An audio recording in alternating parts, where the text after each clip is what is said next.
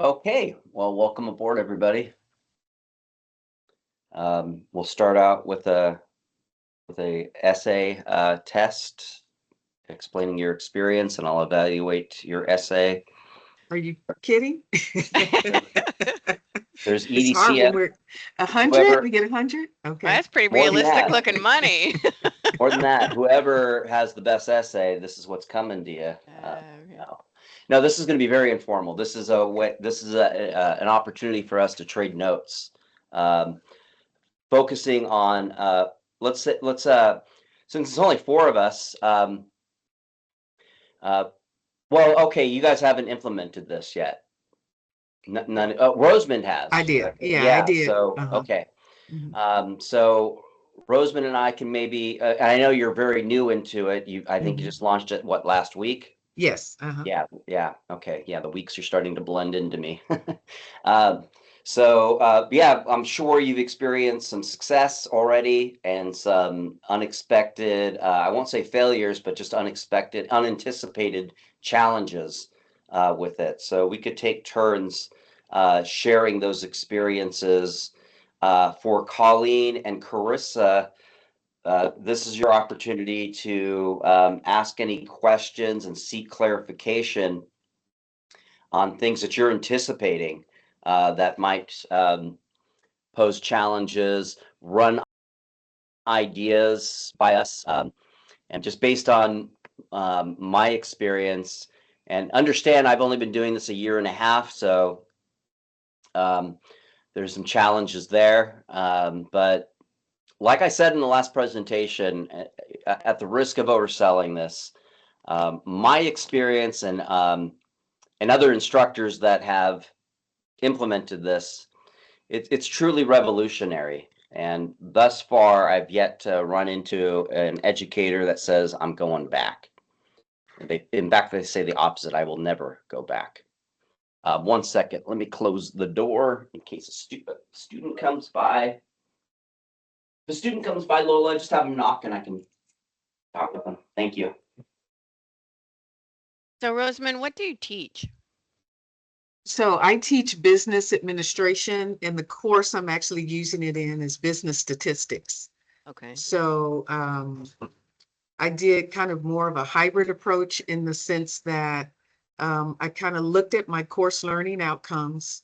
And what I kind of figured out was that from my chapters 1 through 9 in my textbook, those were directly linked to 9 of my course learning outcomes.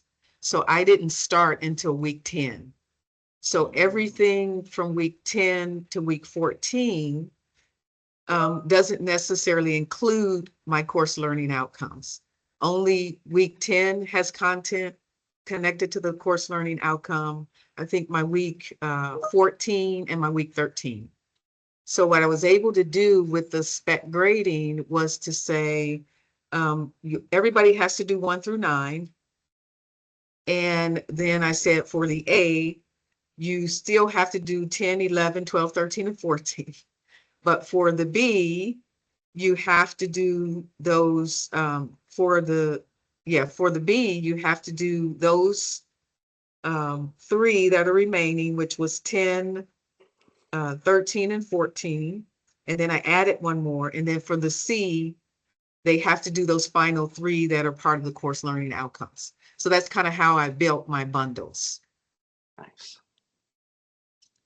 Yeah, that's beautiful. Mm. And what I will say, Rosamond, to be honest, when you were proposing that, I had to hold back, and I was thinking that's probably not a good idea to launch this in the middle of a semester. Uh-huh. But one of our work studies is a student of yours here, and she was very excited about it. And what that says to me is you have cultivated an environment of trust in your classroom, because I could see that being Yeah. whenever we change things up radically like that. And of course, you gave them an option to opt out. Right. So, but from my understanding, I think you shared with me all but 3 of your 3, students. yes. And one of the Wow. 3 actually came back the next week and signed up. So only All right. 2 out of the class didn't sign up for it. Mhm. Okay. Well, I will nominate you for parking spot dedicated for Teacher of the Month. Because that's pretty, yeah, it's pretty revealing. Yeah. Yeah, and on that issue of trust, I would like to touch on something here, and admit something, which is a little bit difficult, but I've been teaching here for 17 years, and of that 15 years, I don't think I ever cultivated that environment of trust with my students. Um, I've always had high expectations of my students. Um, I think it is disrespectful not to. It drives me crazy when I have students tell me my other professor in history was really easy and I failed it. And what I say to them is not to cast shade on any instructor. I don't know what's going on in their classroom, but if you walk away from any course in college and you don't feel challenged, you don't feel the virtue of stress, not anxiety, the virtue of stress, further developing your mind and your heart, you are not getting your money's worth. But the problem with that, the predicament of that is conveying that type of challenge to students can come across as, well, as the role of a cop. And although everybody has their different relationships with law enforcement, for many people, especially in places that are impoverished, like our community, anybody assuming the role of law enforcement is inevitably going to cultivate an environment of distrust. And that's something I'm deeply regretful. I try not to beat myself up about it, but I will say this. Well, I'll share an experience I just had yesterday. I had a student come to my my office before class, and she shut the door and she was fighting back tears. Her eyes were welling up, and she shared with me that a dear friend of her died by suicide. She didn't have to share that with me. She could have, and she was sharing that with me because she wanted to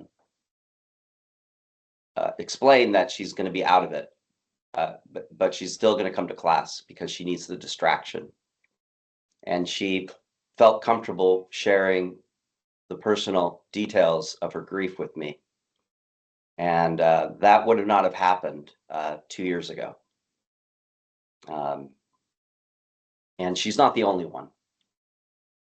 My students come to me and share with me very personal things, and it's always in service of with contrition that because of this, I'm not focused, but I wanted you to know.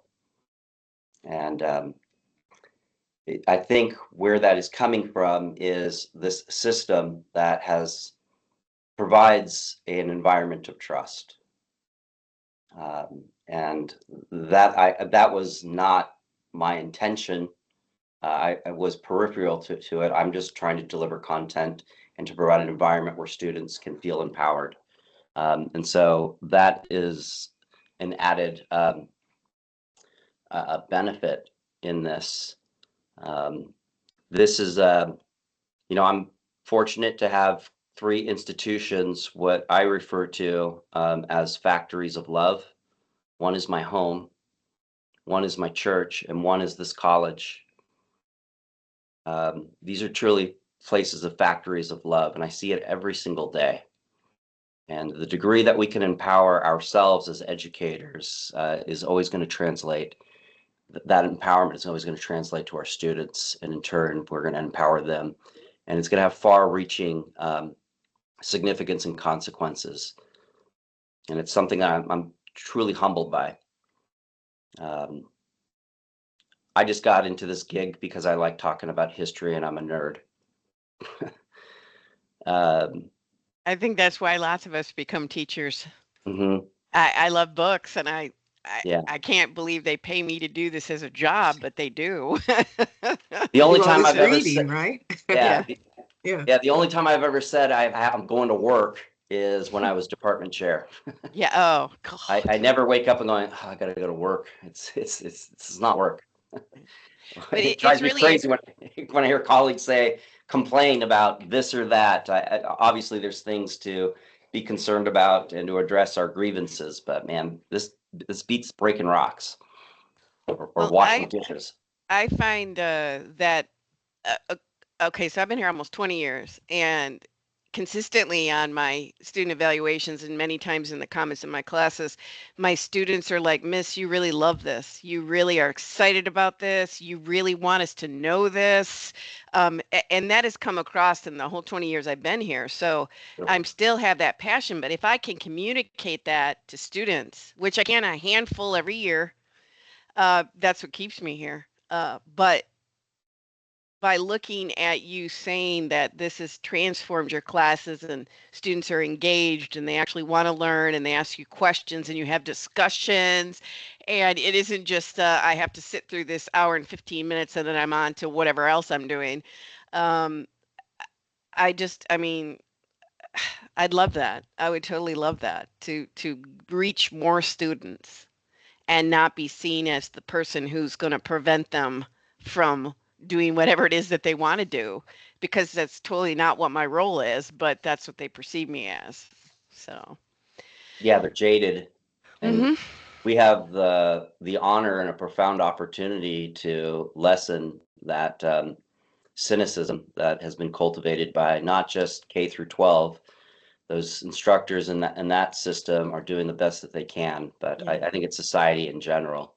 Mhm. Um, by virtue of living in a civilization, we are just disempowered creatures, and we have an opportunity to empower, to point out to students that yeah, you're disempowered, and the first step to gaining your empowerment is to acknowledge that, and then now look around for little wins to Mhm. empower yourself. Right. Jing, thank you for joining. I don't think there is a room. Well, let me check with in a chat with Krista on the sidelines here. Let me see. Is there a remote check-in? Okay, we'll see what she says to that. Okay. And then let me make sure I'm back in our chat. Okay. So yeah, let's begin. Rosamond, why don't you share? You touched on your course, and granted, it's only a weekend, so maybe it's going to be pretty limited what you can share, but maybe not. So just share your wins and share your unexpected challenges thus far. Can I share the document as well? Yeah, Okay, let me make sure. I don't know if I have. Are you able to? let me see. Yeah, let me know if you're not able to. Okay, Jean, I heard you. I got your message. I think it might be sharing. I think. Oh, there we go. I see all your emails. Oh, I missed it. I was gonna get nosy there.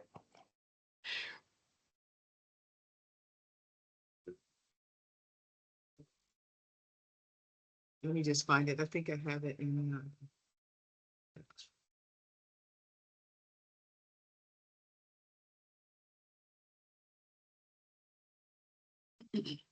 It might be a little bit busy, but again, this is can you see the spreadsheet? Mhm. Yes. Okay, so this is the spreadsheet that I gave to all of the students after we finished chapters 1 through 9. So again, my idea being that 1 through 9 were required because, they're connected to the course learning outcomes. This was also the other thing that kind of got me thinking about this is week 10 is when we do our starfish progress reports.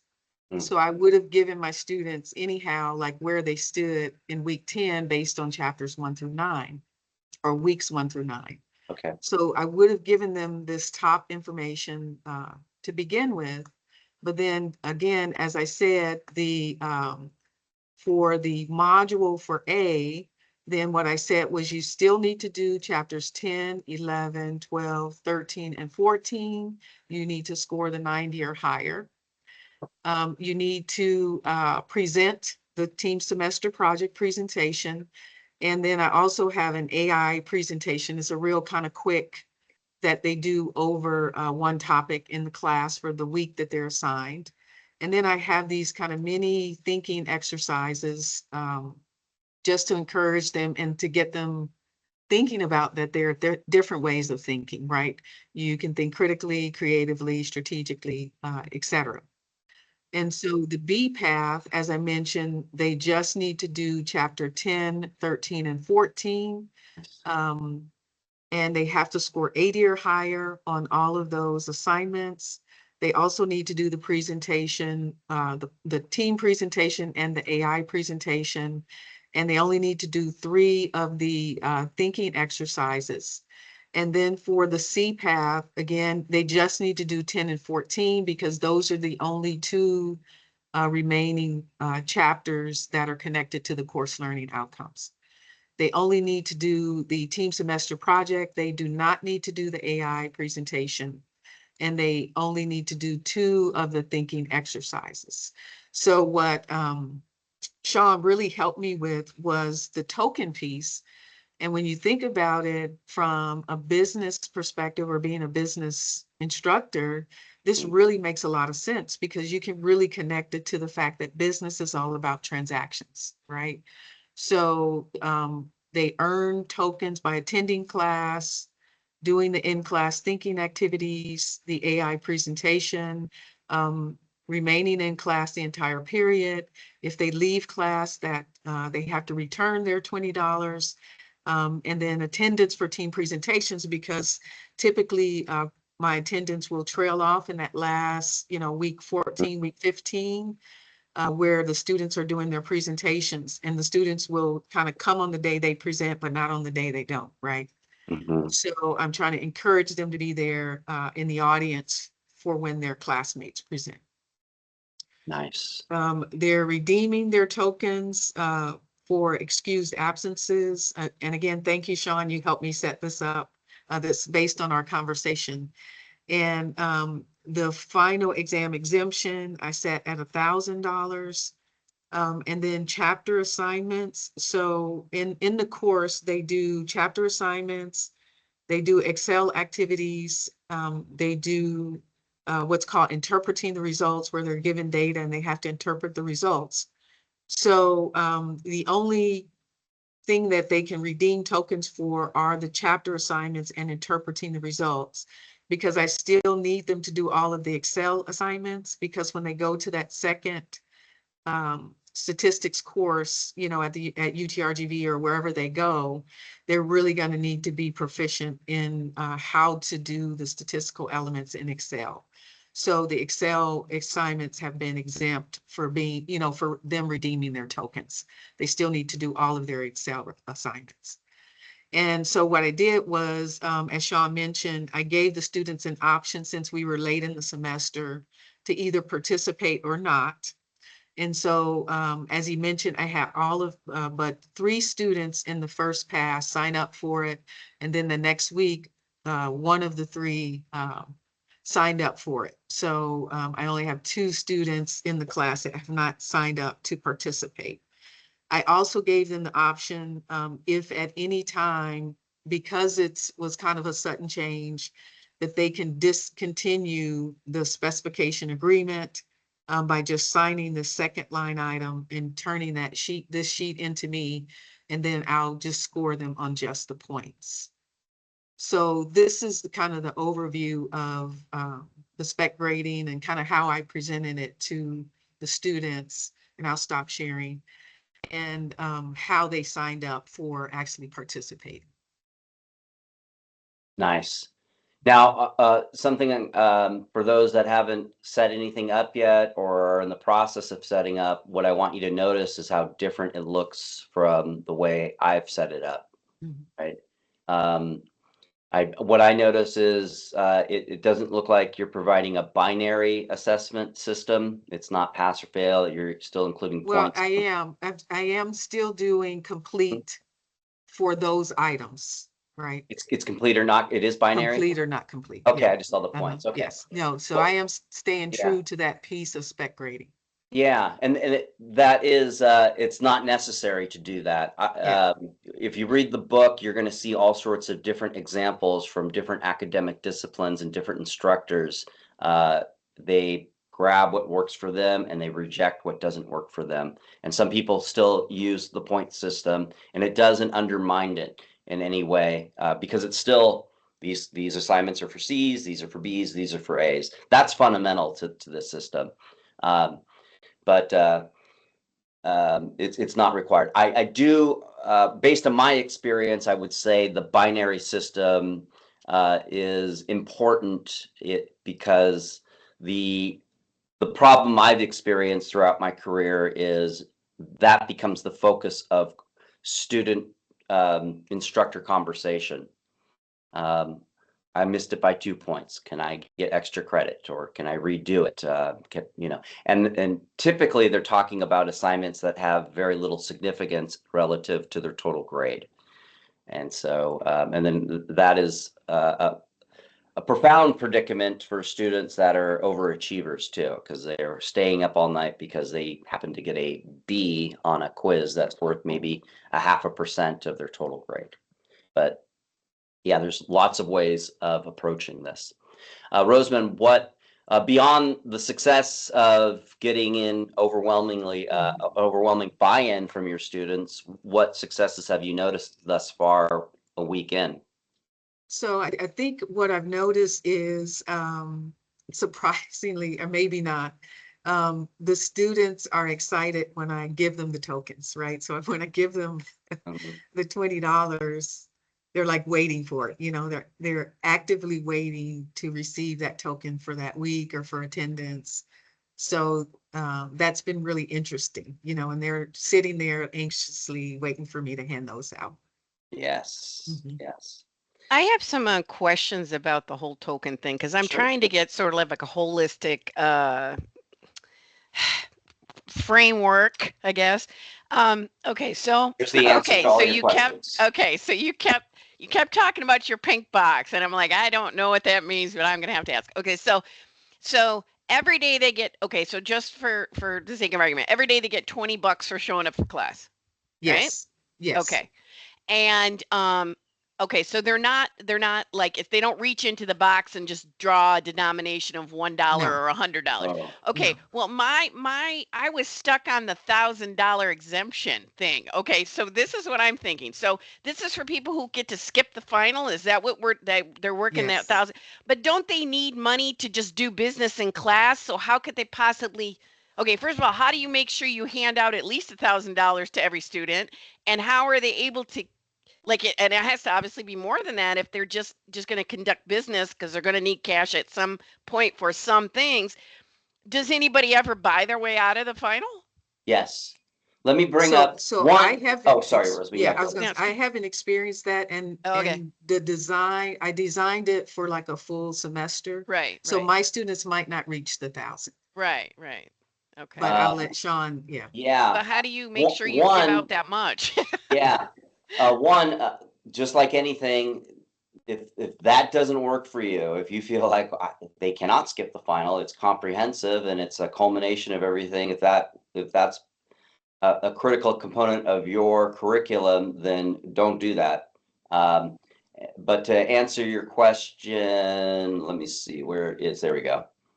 Let me share my screen. To answer your question, how do they do this? Okay.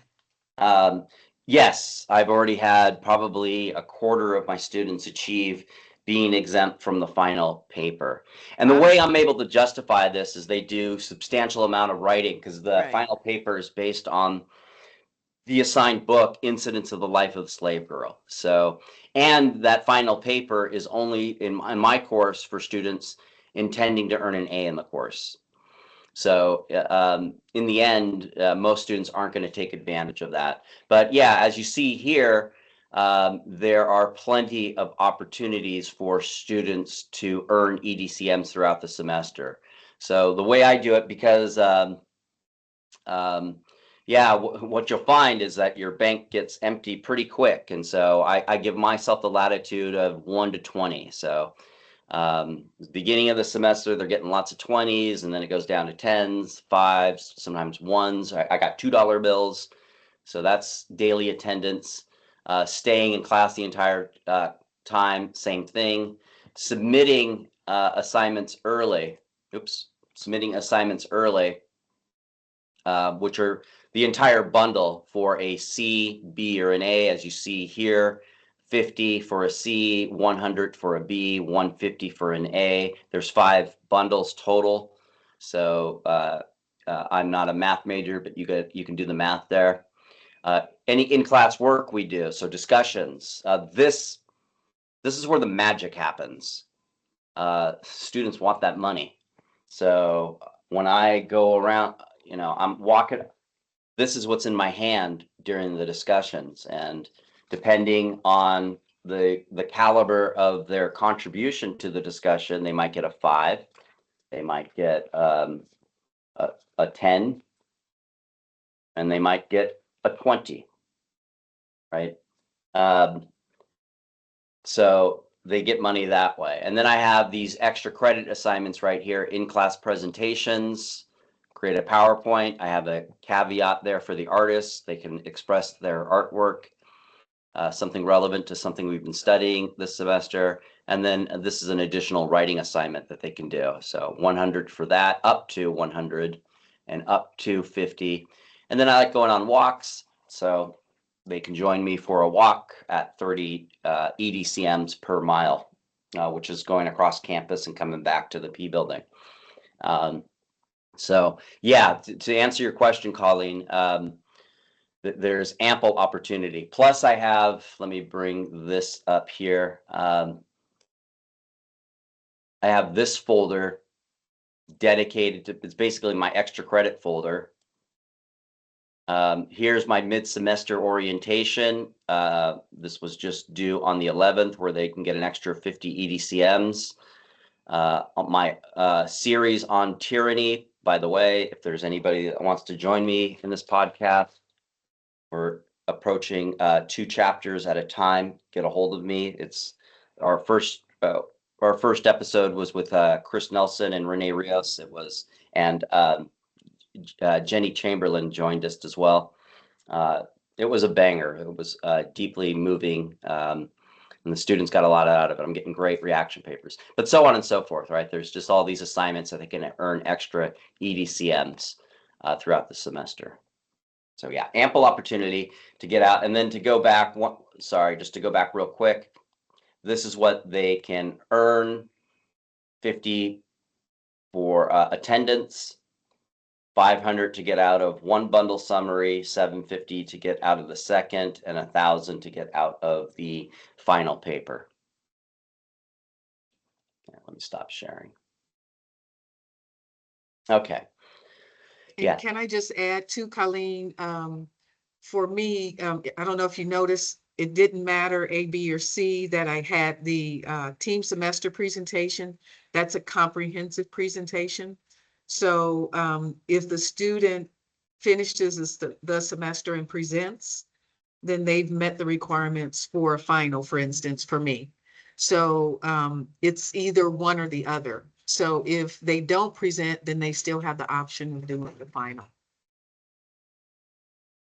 Carissa is asking, are your walks a type of walking? Yeah, absolutely. Yeah, a lot of magic happens on those walks. It gets the blood flowing. We're out in the sun. Now that it's cooler, it's even more better. Sorry, Carissa, for the poor grammar there. But yeah, they do ask me about the course. They talk about what we're studying, right? What we talked about in class was really disturbing. That was pretty inspiring. What that student said in class was interesting. Those kinds of conversations happens on these walks. And then the other thing that happens is, I'm like the Pied Piper leading this gaggle of students behind me. They start talking with each other and getting to know each other, and networks are formed that way.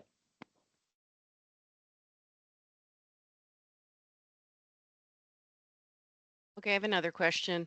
Mhm. So I was reading the book that they gave us, and well, devouring the book that they gave us. And I have a question about, okay, so they suggested in one of the models that in order for a student to do well, like say for instance, they had to do reflection assignment, and we would show them examples of a good reflection and examples of a not so good reflections. And again, I model that kind of stuff as well.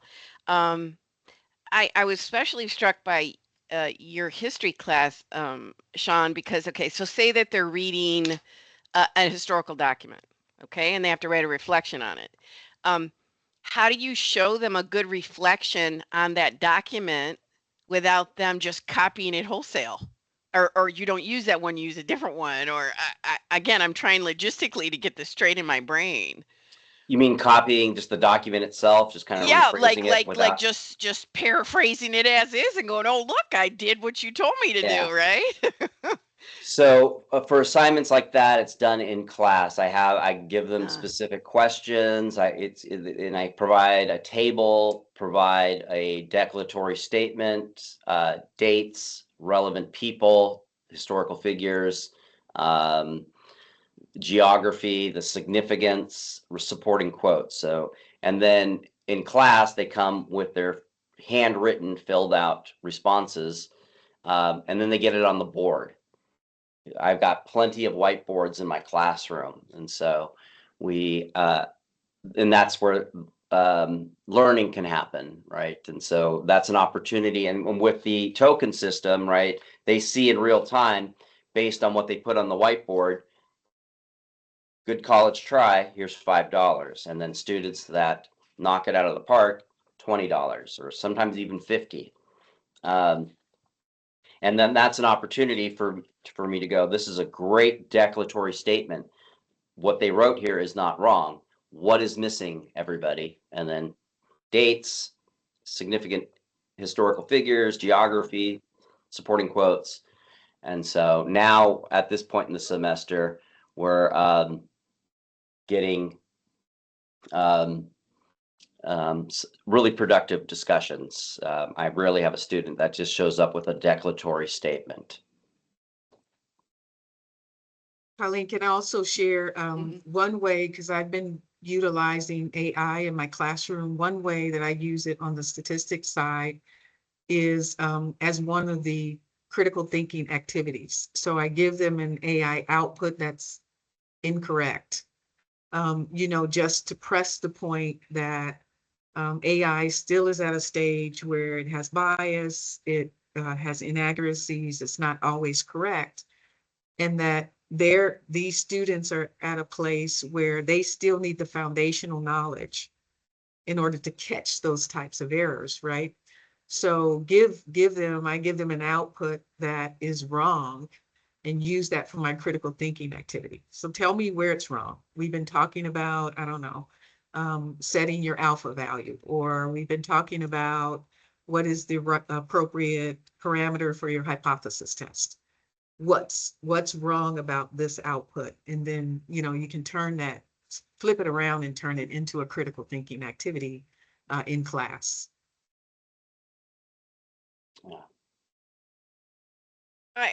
I'm scared to death of AI. I'm not gonna lie. What I'm scared of is showing my students how to cheat. That is what I'm scared of. They're gonna use it and they're gonna do their things, and I run into it every now and again. I get the whole thing, but I understand the wonderful applications that it provides us, especially as educators, and like you said, trying to come up with a scenario to show them that, look, okay, let's talk about why this isn't working, right? Mhm. Which AI, a lot of times, especially the clumsy way they do it, it doesn't work. I just am so reluctant to go there. I just really am. I feel like I'm right at the cliff and I'm not ready to jump off of it yet. Yeah, I think you just kind of have to find the space Yeah. where you enter AI that works for you and works Mhm. for you personally and works for your students Mhm. and makes sense for the profession, that your students are more likely to go into. Because for me, like I said, I can give them plenty of outputs that are inaccurate because we're still at that place. And a Mhm. good example is I was in a meeting, and now, the AI will do a recording of the meetings. And whenever it had me talking, it called me a he. And so I can then have the conversation with students about how AI works, and that an LLM is looking for tokens or is looking for words. And depending on what the database is it's learning on, if that database has everyone with the name Rosman from whatever, time frame it's using, and the Rosmans were men, right?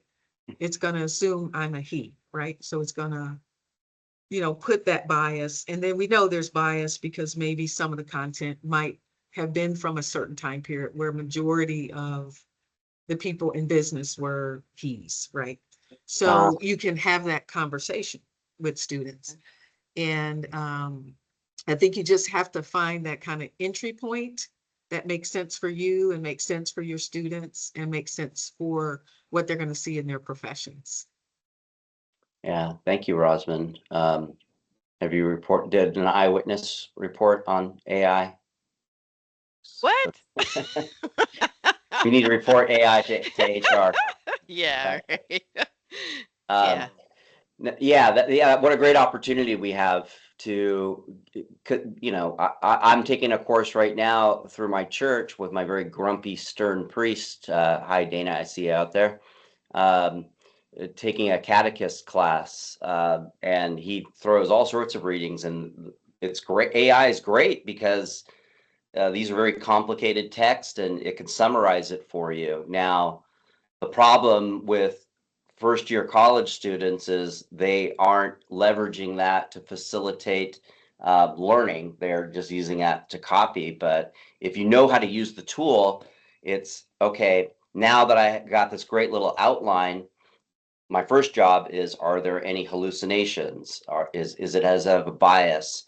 And then now I've got these outlines. Now when I read it, I'm going to be able to see the forest through the trees. I'm not going to get lost, and I'm going to have a deeper appreciation of this enriched text that is going to be a lot more functional for me. So I think that is our opportunity to say, this is how you use AI. This is how you do not use AI. Right. I agree.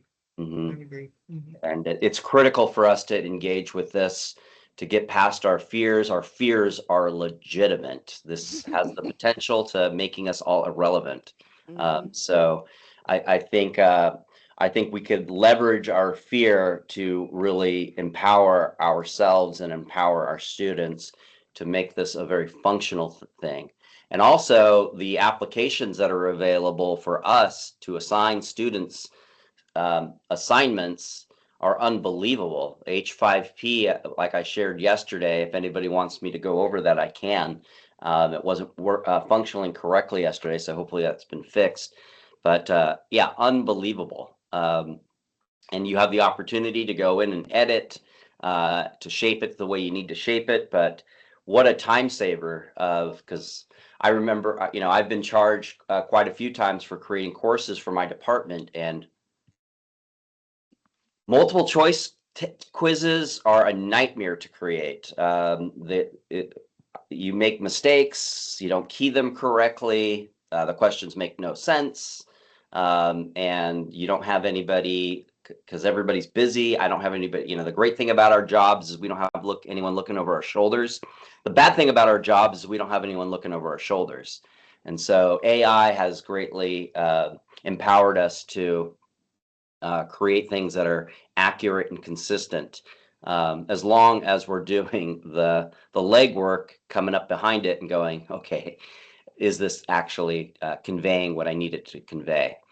So I'm really glad, Rosman, that you are leveraging AI with your students to again, sorry to keep using this word, but to really empower them. It's important. Rosman, any challenges that you have faced in your first week of delivering the system?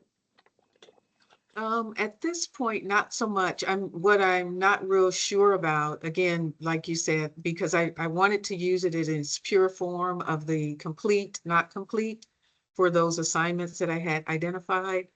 So what is the methodology? So how do you, I know right now, I think what you showed me, you're doing it in Blackboard, is that correct? Well, So I'm still in yeah. that I'm still in that, I'm not real sure about how they know or how to let them know they've completed or not completed to this Oh, new let me requirement. share again how this how this pans out, at least on my end. Where did the share button go? Oh, there it is. It's in the same place that it was before. That's weird. Okay. All right. So students, pay attention. I'm only going to say this once. Don't let me repeat myself because this is a history class and we don't like to repeat ourselves in history.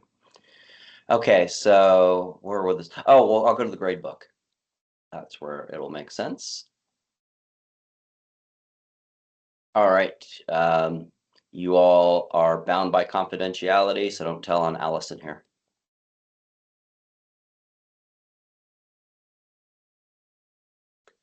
So this is what it looks like on the student's end, right? Bundle 1 for a C.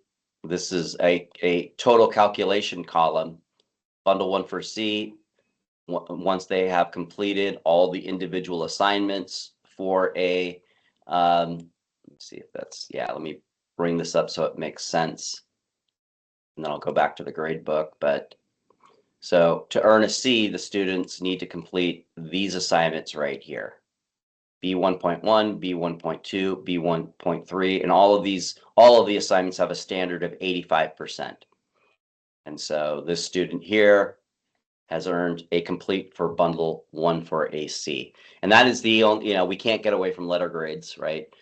So this is the only time that we're using the language of letter grades when it applies to their bundled grades. Otherwise, this is what they're seeing: complete, complete. Bundle 1 for an A is not complete. Now, in my course, they do not have the opportunity to go back and complete the assignments for a C once the due date has expired. But they do throughout the semester to complete these assignments. So I trust this student, especially this student, is probably currently, based on the color here, because it's not red, is going back and is beginning to complete these assignments right here. But you set that up in Blackboard as a unique setup, right? So you had to go into Blackboard and set Yeah. up that calculation. Yeah, let me show Okay. you on the back end what that looks like, because this is where the legwork comes into play, and there's a huge learning curve. You're going to screw it up. Well, maybe you won't, Rosmond, but I did. So what does this look like on the back end? Well, the first thing you have to do, let me back up a bit. The first thing that you got to do, and this is where the legwork comes in, is when you set up an assignment. Let me go to bundle 1. So going to this folder, and then I'm going to edit. And you note the grade category, I've designated every single assignment in bundle 1 assignment, right? And then it's complete or not complete. And this is in these assignments here, you cannot limit these are H5P assignments that I'm indicating right here. You cannot prevent them from because they can still do the assignment after the due date. And you can't prevent attempts. Now, how I prevent them from, if they're a student that hasn't completed the bundle for a C, I go to, sorry, let me actually do this so it's a little more seamless. Let me create another tab. I go to the roster and I click on the student's name. Oops, that's there. It's actually right here. I go to the little 3 dots, member information, and I unclick that and I click save, and that blocks them from the course. 9 times out of 10, that student's getting a hold of me that day or the day after. And then we have a conversation.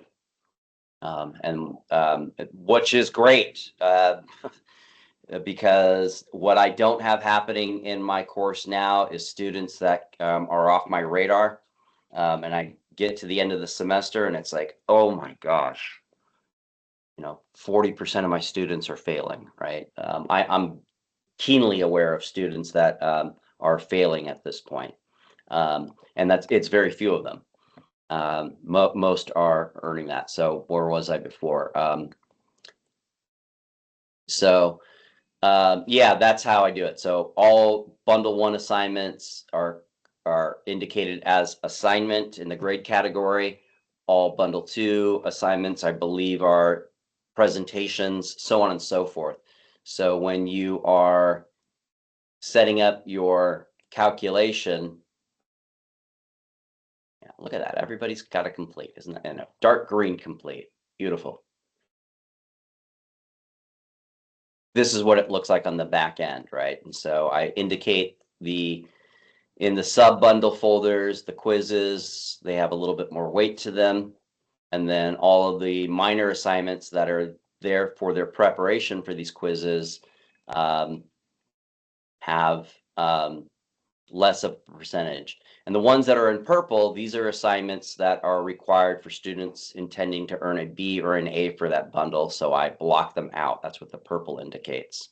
And if you want to bounce them out, because all of these are indicated, are categorized as assignment, if you want to bounce them out, then you click this right here and it bounces it out and you give it a percentage. I don't want to do that. So I'm going to put it back into the assignment folder. And then it indicates down there that all adds up to 100% and you click save. And yeah, the problem with this is you got to do it for, if you choose to set it up this way, again, this is not the template.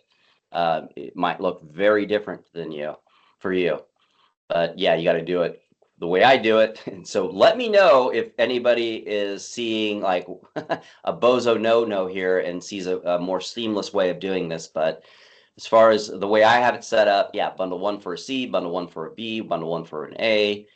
Got the bundle 1 summary right here, which is outside of the bundled grades. It's a different component of their total grade, and so on and so forth, all the way down to bundle 5 for an A. Hey, Sean, I have a quick question. Mhm. You said that you block the student from Blackboard and then they contact you, and then what do you tell them? You can't go back and redo it. The due date is passed? Yeah, no, I'll give them Okay. typically, depending on our conversation, 48 hours, 36 hours to get to the C, and and it's a great conversation because like me, when I was a student, sometimes I realized, wow, I bit off more than I can chew. I'm going to have to withdraw from your course. Or, oh, I didn't, what I hear from students is, oh, I didn't know that I had to do this assignment, right? Okay, right, my bad. And then they go ahead and then they do that assignment and they get a C. So it's just an opportunity for a conversation. When they contact me on Pronto or come to my office, the first thing I say is, you're not in trouble. Right? I'm not here to punish you. It's just so we can have a conversation so you can succeed at the end of the semester.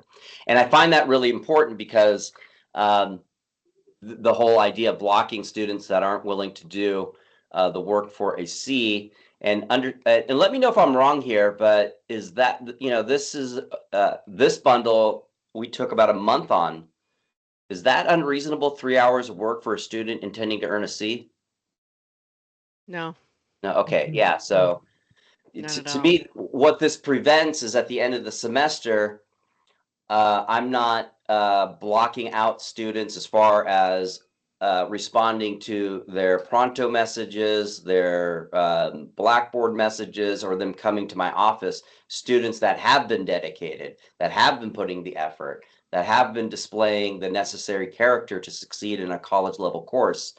I'm not too busy dealing with students at the end of the semester wondering if there's any chance that they can do anything, given that they haven't been showing up regularly and they haven't been doing any of the assignments. Those students are no longer enrolled. The students that realize I've taken on too much, or I'm hopelessly confused with the system, or I don't like this guy, and so I'm withdrawing from the course. And so I find this to be a very powerful, valuable aspect of the tools that are available to us. And it works for me. I don't know if it would work for anybody else, but it definitely works for me. And it gets students in your office. And I think that's obviously very important.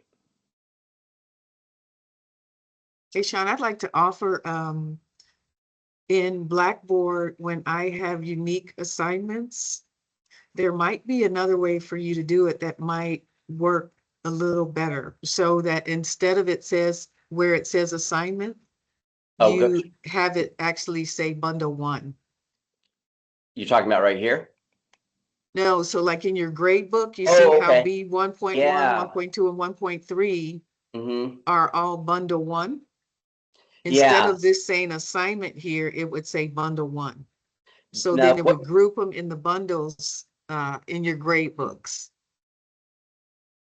oh, the category you're the saying. category. Yeah. I don't know if that would make it more confusing or how No, that would work. I think there's a problem within Blackboard. I'll check that out again, but I think if you customize your categories, I forget what I ran into a problem. It didn't allow you to then grab those categories and put them into a final link. It Like a doesn't grab those. calculation. Yeah, Okay. I could be wrong there, but I ran into some challenge because I think I did try that, and because I customized them, it blocked me for some, I think, translating it into a final grade for each bundle letter grade, for a total calculation of all 5 bundles.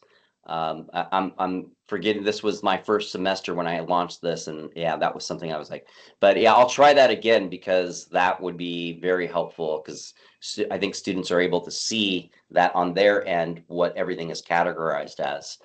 Right. Can I just share something real quick that Yeah, I just did it for the first time this semester. let me stop sharing. There we go. Okay.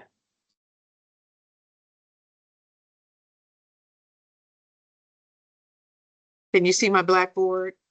Yep. Okay, so let me see. Because I wanted to get my, you know how you create the table in your syllabus and say this many points or percentage for these types of activities, that type of activity. I wanted my Blackboard to match that table I had at my syllabus. And so I created, let's see, the categories. So I created the categories that matched what were in there. So I created podcast assignment, Okay. attendance, Excel assignment, in-class assignment, checking your knowledge quiz, interpreting results, chapter assignment. So so instead of using just plain assignment, I Mm-hmm. have these which are specific to that table that you would put in your syllabus. Because I wanted to match. I was like, I Yeah. need to get that to match for the first time, right? Yeah. And so that the points, you know, when you look at the points system associated with that, that I wanted this overall points here to match what was in my points in that table in my syllabus.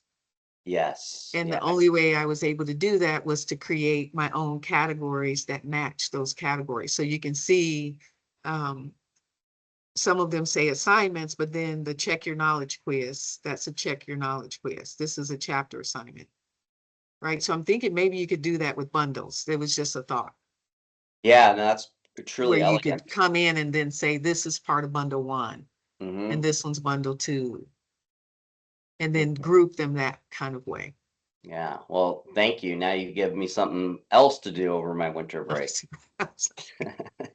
My wife will be getting a hold of you. Yeah, no, that makes a lot of sense. And I'll let me know if you run into some sort of challenge with custom made categories. They're constantly updating Ultra, so probably it's not an issue anymore. But Not sure, absolutely, because I yeah, won't know till I get to the end, right? If yeah. it really, And if then you'll it be really pulling your works. hair out. Yes, right. Yeah. And do expect that there's Yeah. there's a lot of unanticipated challenges that Yeah. creep up because it's novel. You can't have a one size fits all template for everybody. This Right. is custom made for you. Yeah. But I will definitely do that because I think that will mitigate the confusion for students almost entirely because they'll be able to see it in the grade book itself, and it'll make it a lot more sense. So yeah, thank you for that. Yeah, and anybody else? I know, Jean, you're having trouble with your mic, so let me make sure you haven't. Okay, nothing in the chat. If there's any questions, Carissa, if you have any questions, certainly interrupt us. This is a good opportunity for me to learn from you. Any question I get is usually a way for me to challenge the system I've created. to help me fine tune it. Oh, thank you, Gene. Appreciate it. I'll hand this to you next time I see it. I have a question. Okay, so again, I'm trying to think about how designing this. Okay, so again, the book gave a bunch of different backward design, all this other kind of stuff. So where do you, okay, so again, I'm trying to get a mental handle on the overall thing. So did you start, okay, so logically, I would think that you would take the course learning outcomes and then look and see what assignments you have to satisfy all that. So you get that all kind of done. And then how did you split it into bundles? Like, how did you decide, okay, this amount of work is, okay, did you go, this is amount as an A, this is a B as a C, or did you do it the opposite way? Or does it always just depend? I start from the C level and Okay. build my way up because the students that are intending to earn an A or B also have to do the assignments. For an A, you have to do all the assignments. For a B, you have to do all the Oh, assignments okay. for a C. Okay. And, my courses, just to bring this up right here, what's nice about these assignments, these H5P assignments, is it gives you a time. This is from an audiobook for A People's History of the United States, Chapter 1, Columbus, the Indians, and Human Progress. It's 59 minutes. And so I'm able to go, okay, cool. That's this assignment, another assignment, and another assignment. That's 3 hours. That's plenty for a student that's just here to check a box. My core requirement, I'm just here for a C, dude. And then, yeah, and then I try to make a reasonable assessment. Well, okay, if you're intending to earn a B, probably another hour of content is probably sufficient. And then typically the standard is another hour to 2 hours for those students, additional hour to 2 hours for students intending to earn an A. And But I yeah, think exactly right though. You start from your learning objectives, your course learning objectives, and then module objectives, and then you grab assignments to go, okay, this one makes sense for that, that makes sense for that. I think Rosman is doing that yeah, I brilliantly. did kind of similar, Colleen. So I did started with the course learning outcomes and I Hi, Gene. identified, and I kind of did more of a chapter approach because my chapters correspond to my weeks. So it made it a little bit easier. And so I think you just kind of have to, it depends. I think it's really going to depend on what you believe is important to meet those course learning outcomes and what you identify as C level work, B level work, A level work. And that's a great opportunity for us because, yeah, it compels you to ask that question. What do the bare minimum student, what do I want them to leave this class with? And then you get to build upon that. And it's great. It prevents or at least mitigates grade inflation. So you are able to really target the A students and going, okay, you want an A in this course. Well, here's what you're going to have to do for that A. And so you could target those students. They self-identify. They'll let you know, hey, I'm here to earn an A. What do I need to do? And then it's very transparent. That's what you need to do.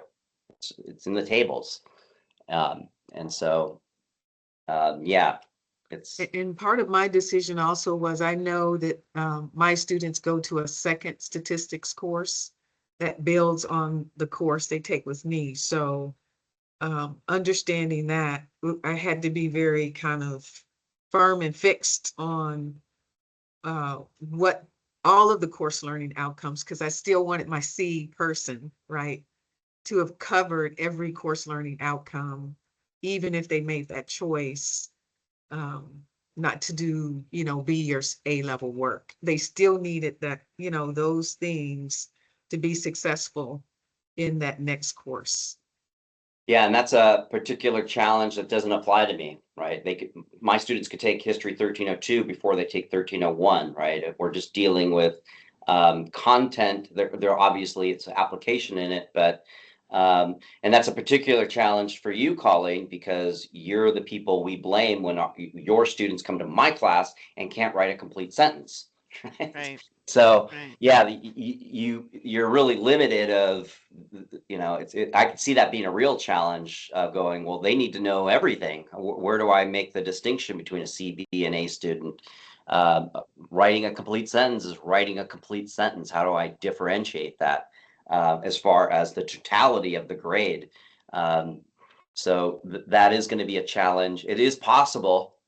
Clearly, there are, and again, that provides you an opportunity. Obviously, students need to walk away from your class knowing how to write a complete sentence, a paragraph, transition sentences to the next paragraph, a thesis statement. So that's probably the C student. But then the opportunity for the A student, okay, A students, you're going to apply that to write a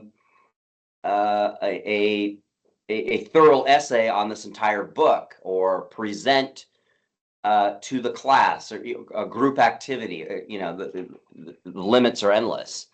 And so yeah, it's a challenge, but the opportunities present themselves in unexpected ways.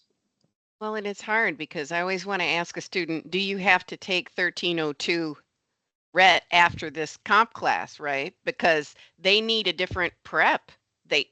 If they're going to go on in their writing, they need a different, but I can't really do that, right? I have to teach to the lowest common denominator, and everybody has to come out at a certain level, and that's the C level.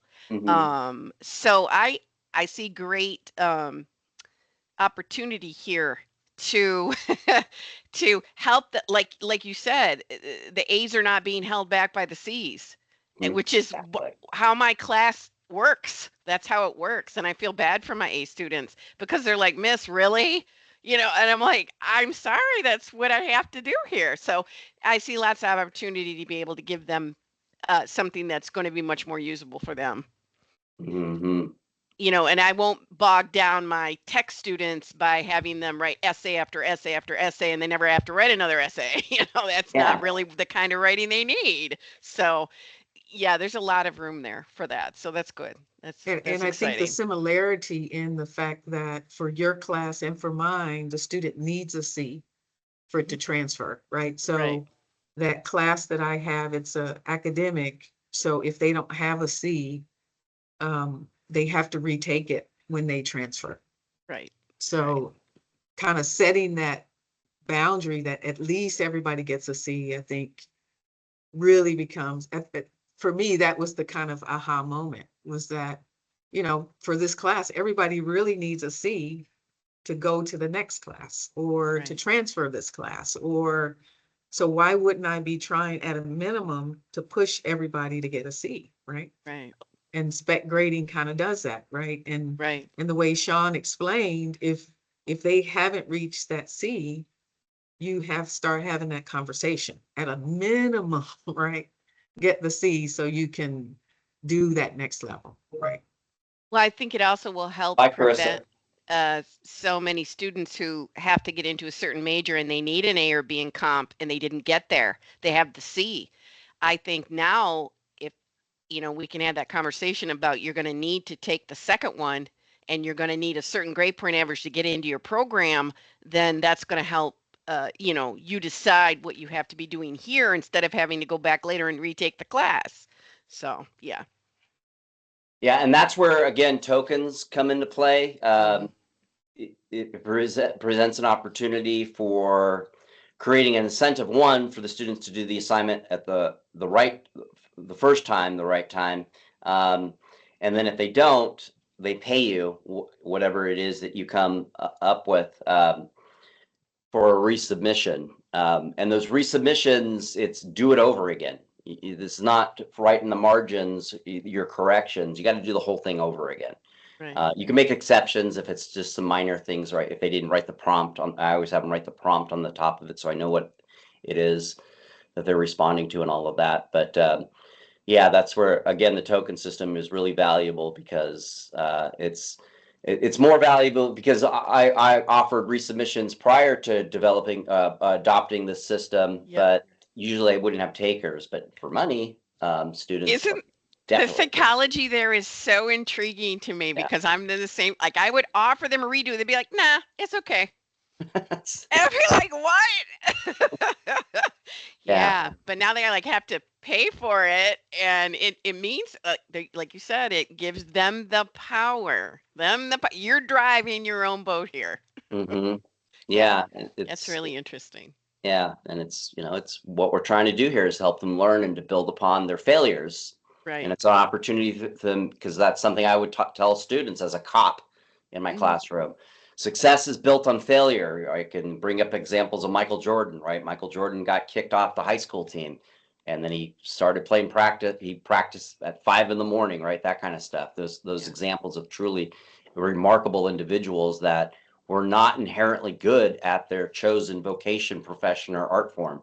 Mhm. They worked for it, and they failed, and they were humiliated, and they got hurt, and they were just like, I'm going to use these failures to one day be the best, or at least just somebody that people around me notice.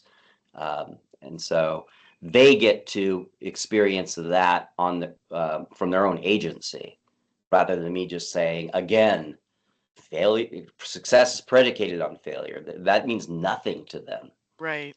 Right. Um, Well, let me ask you, you said that the A students, I mean, typically they will self-identify. Yes, they typically will. But did you ever have a case where a student came in and they were motivated to get that A and because you laid it all out for them? yeah, and what happens Mhm. 9 times out of 10 is the student intending to earn a C. It's, well, I did everything for a C. I got time. I might as well do the stuff for a B. That's kind of what I was hoping you were going to say. Yeah, and then I might as well do it for the A. Yeah. Yeah. So since I've adopted this, 80% of my students walk out with a B or higher in my Yeah. courses, which is Wow. not, it used to be a classic bell curve. And Right. now I don't know what the curve looks like. I'm not a good math person, but Right. it goes like this. Um, and most of my students are, yeah, most of my students are earning A's by the end of the semester, because they're able to, because they're able to go back and complete those assignments. It's Mhm. transparent, money is involved, it's transactional, all of that. Do you ever have a student say, "Oh my God, I have to do all of that for an A"? Do they Mhm. ever seem surprised At, by that? at the Because they beginning of really the honestly semester, don't have any idea what you have to do to get an A in a college class. yeah, at the beginning of the semester, you get a lot of that, but then Yeah. it's scaffolded. And Mhm. so it's just, I do this, and then I do that, and then whoa, I Right. got the A, cool. Oh, and then Well, I think it's cool too to show them that it actually, as most courses do, build. They build on itself. Like you start mhm. here and then you go, go, go, go. And because I have such a hard time explaining that to them. I'm like, everything is tied together. You learn these skills and then you build on those skills and then you build on those skills and you build on those skills. And they have such a hard time seeing that.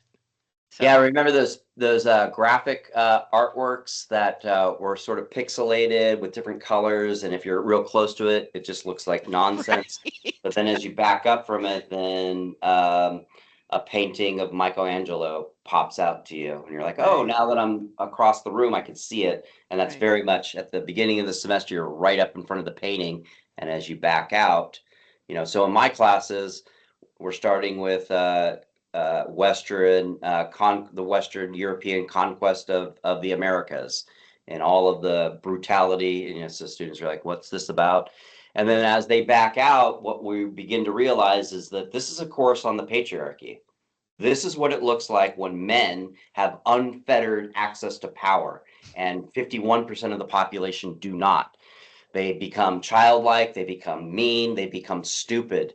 And this is definitely a political class. If you want to be a victim, then maintain the patriarchy. If you don't want to be a victim, then acknowledge that you live in a patriarchy and demand the people around you to act like adults and not children, right? Right. Sometimes you don't get what you want in this life.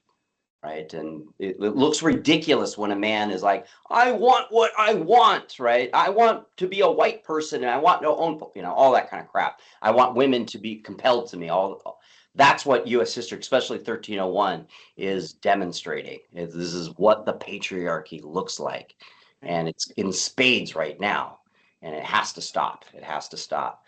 So that is the message of my course, that we are identifying that and trying to prevent that, because it's not just bad. It's not a woman's issue at all, is it? This is a men's I issue. don't think so. Mhm. Hey, Sean, I need to sign out. Yeah. Okay, Um, Rosman, now that I'm Thank talking you about the for a patriarchy, great you're like, session. peace out. Okay, thank This is you. getting Bye-bye. this is getting hot. Bye.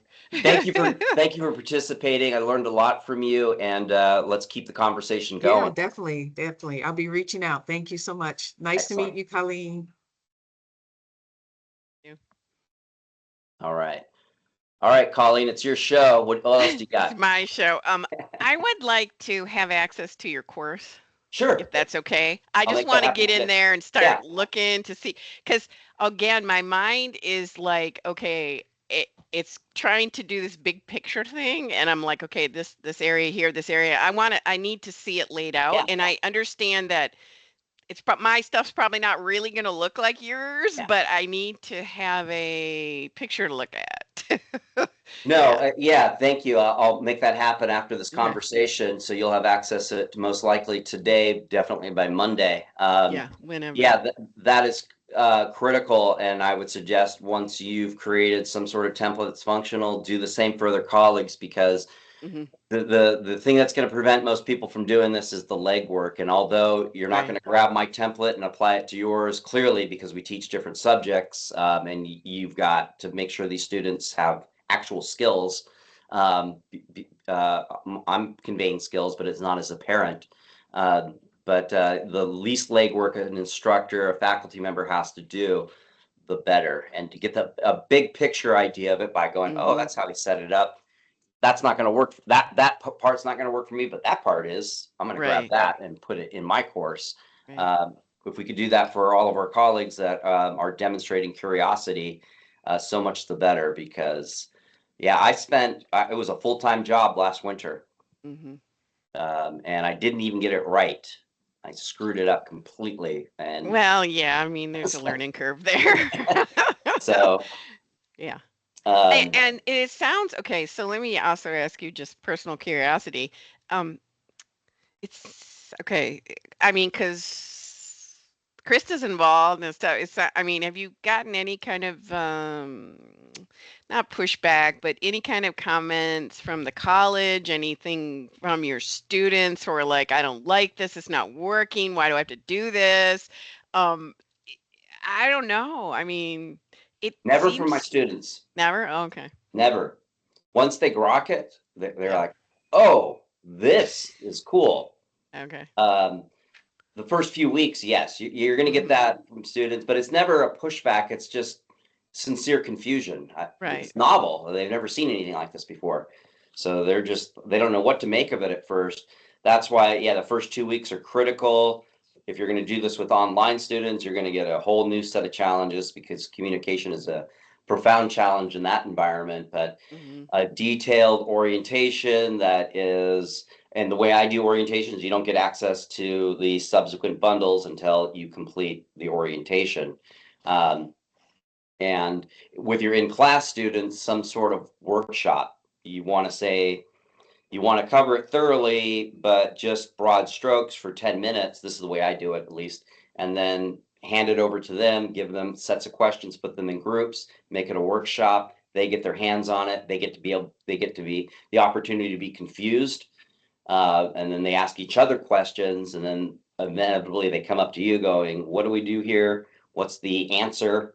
Um, but yeah, getting their hands on it is critical. It will greatly mitigate confusion. And then, as what I found is, it's necessary for at least 25 to 30% of the students, and it definitely helps the students that get it, to offer them another opportunity for a mid-semester orientation that you can record and deliver both your online students and your face-to-face students. You said something about the online students. You don't obviously use the money, but you said you use tokens. So they earn tokens instead of Not the. yet. Oh, okay. You're I haven't working done that. that yet. Okay. Okay. Yeah, that's another, an addition to what Rosman has charged me with. I'm gonna explore, what's referred to as, I believe, let me bring that up on my end, achievements. Hmm. And so you can create badges that I think you can translate to, and I think it would be automatic. So if they get some sort of badge, then you could you can align it to where now they don't have to do a bundle summary. Uh, Right. I think I haven't really. I explored it when I first started it, and they've updated achievements, so I think there's some greater capacity to implement achievements, aligning them to courses and to provide exemptions. So yeah, that's what I'm going to do this winter break, is to figure out how to apply this to my online students. Yeah, strangely, it seems like it would be easier in a face-to-face, which typically nothing's easier in a face-to-face. So it's just really interesting that there's, and I teach half and half typically. So, um, Yeah, it's yeah, strange it's in an good too. online environment. Yeah, most of my questions come from face-to-face students because I Hmm. think what happens in online classes, you're compelled to really pay attention because Right, you can't raise your hand. So you got to right, read. You got to right, do this weird thing like read and right, what's in right. front of you. So it's either it's probably a combination of both. Either they're really paying attention or they're so hopelessly lost. They're just not engaged with the course in my online environment. Hmm. I'm not sure what to make of that, but I don't get as many questions from the online students, Hmm. which is kind of a problem though. Yeah. You know, I like the best question is I get this, but I just want to clarify. Am I getting this? Oh, I love those kind of questions, but Mhm, they are very rare, aren't they? They mhm. are very rare. Yeah, a lot of times they don't know they're in trouble until they're way, way in trouble. Yeah, Yeah, yeah, unfortunately. and But this again, again, this yeah, this system encourages those types of questions. I just need to right, clarify this. Am I actually getting this? right, right, Which is, yeah, you are, or oh, almost, but you forgot this and that. right, exactly. Okay, great. All right, well, I'm excited. I got lots Cool. of ideas going around and so many applications and really at the bottom at the end of the day, number one, I want to be excited again about what I do, like excited for them. Hmm. Communicate that to them in a way that that's lasting and they'll take it with them. And then also, to be frank, it made my job easier. So if I have to do the work now to make my job easier, oh yeah, definitely.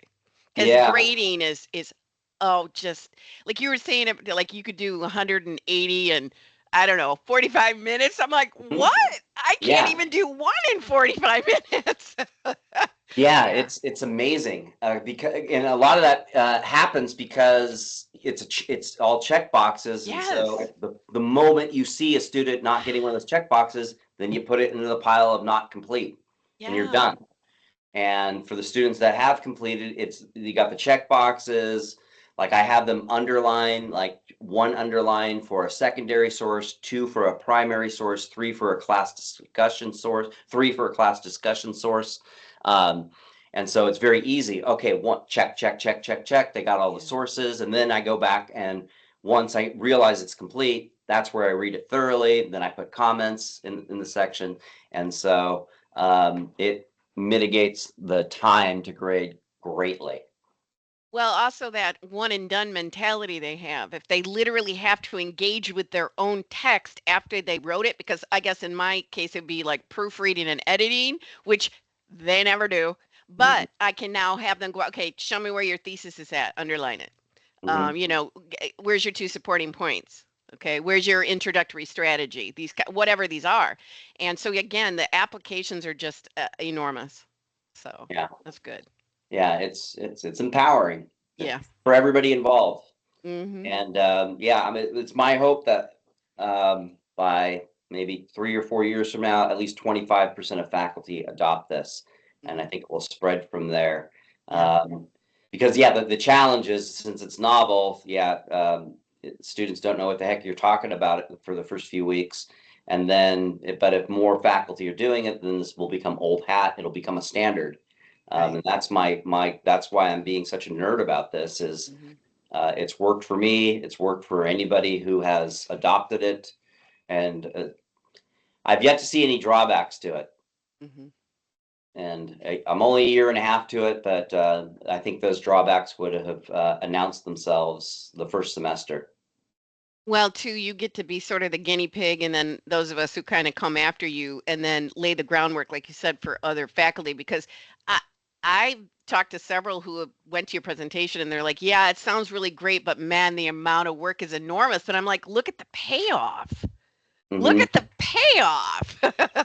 It's an That's what I'm investment. focused on. I already know it's enormous, but I keep looking at I'm looking at the payday at the end, not only for Yeah, myself but for my students. yeah. By So, next year, you'll mhm. enjoy the fruits of your labor. Yeah, exactly. Exactly. It's yeah, it's can't say enough good things about Yeah, it, no. right? Oh, quick question. This is an aside question. I shared with that student who shared her dear friend dying by suicide, and she was in my office with the door closed, and she stood up, and it was clear she was needing a hug, and I did not reciprocate. She's a female student.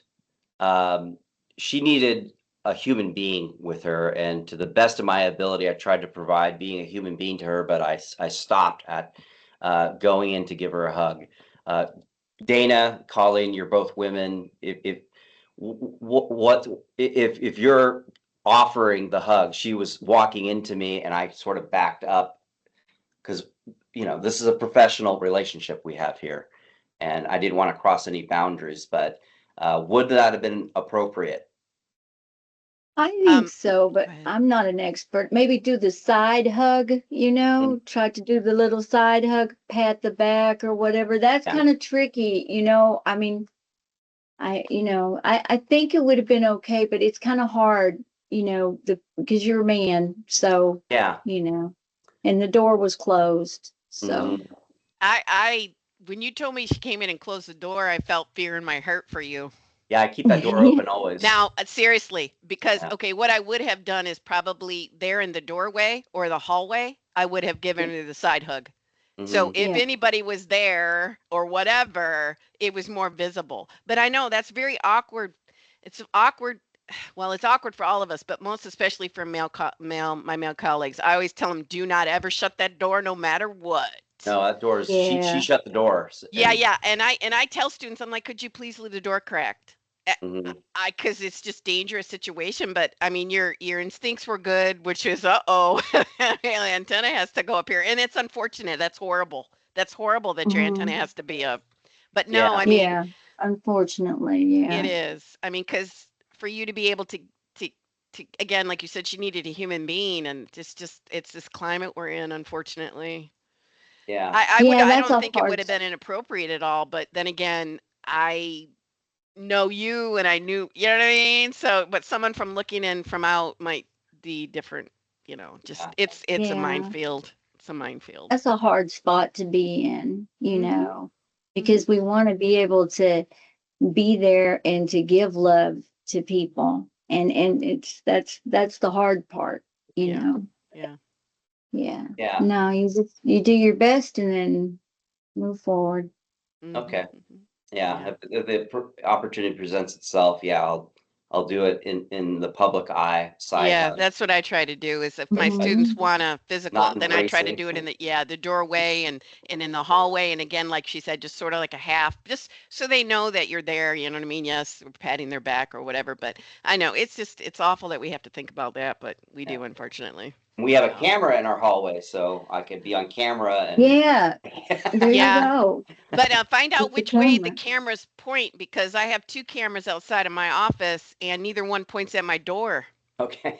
And No, I mine's found right that there in front out. of my door. Yeah, I found that out with a pissed off student who came and pounded on my door. We went back to try to find the video, and they're like, "Yeah, neither one of the cameras pointed at your door." I'm like, "Well, that's really Oh, safe, that's isn't it scary. now?" Yeah. So just maybe for your own peace of mind, just go, "Hey, either one of those look.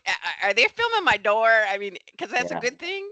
It could be a good thing, Yeah. but I don't know." Were you in the office when he was pounding on I your door? was in the office and I Oh, had called for security, and of course, by the time they got here, he was gone. Oh mm. yeah, it's a whole thing, and that's like okay, I've been here 20 years in the exact same office. Three times that's happened to me. Oh, wow. Yeah. Mhm. Yeah, and then now we had this whole thing about how we have to take the paper off of our windows for safety issue. Yeah, I asked for accommodation. The school said no. Mm. Chris was not very happy about that. Chris Nelson, but I'm like, what are you gonna do? I mean, Yeah. they say it's a safety issue. Yeah, it is a safety issue. Yeah. It applies both ways. Yeah, exactly. Mhm. So I don't know. Yeah. Again, all we want to do is teach our subject. That's all we want to do. Well, Yeah. no promises here, but No. you have an opportunity here to Yeah. prevent that unfortunate Yeah. possibility of students pounding at your door because Right. this at least mitigates for someone who's not emotionally regulated to act like Right. an adult here because this is Exactly. an adult enterprise. No, I'm all for it being crystal clear to them. That's all I've ever wanted. And so when things go askew, it's shocking for everybody. So yeah. But anything that will help. Yeah. So Well, we that's got good. 4 minutes left. Colleen, any last quick questions or comments? Not over. No, I had a whole list of them. I had a whole list here, and you answered most of them. But I'm sure I'll have more. Well, you know how to get a yeah. hold of me, and it's reciprocal. Your questions help me. It helps see the holes that I have in my system, and I'm happy to offer my experience with this. Let's go forth and be great on this, and add our little drops of water to what I refer to this as this is a factory of love, and we're the machinery. Right. Sure, Exactly. we're the gears churning out love, and if you're religious, I guess God is the one pulling the lever. Yeah. So it's a great opportunity to be in that situation. Yes. All Okay. right, Well, if you I'm going to just get add me. you Oh, okay. Go ahead. the course. I'm going to do Awesome. that right now, and then hopefully the turnaround on that's pretty quick. Yeah. So Okay. all right, Great. Thanks thank so you, much. Dana, for helping us out here. All right. Thanks. Thank you. It's great. Yeah. All righty. All right, we'll do this again probably next spring, and Okay. we'll do another follow-up, exchanging notes, and we'll see what happens. Okay. Great. Thanks. Have a good weekend. Bye.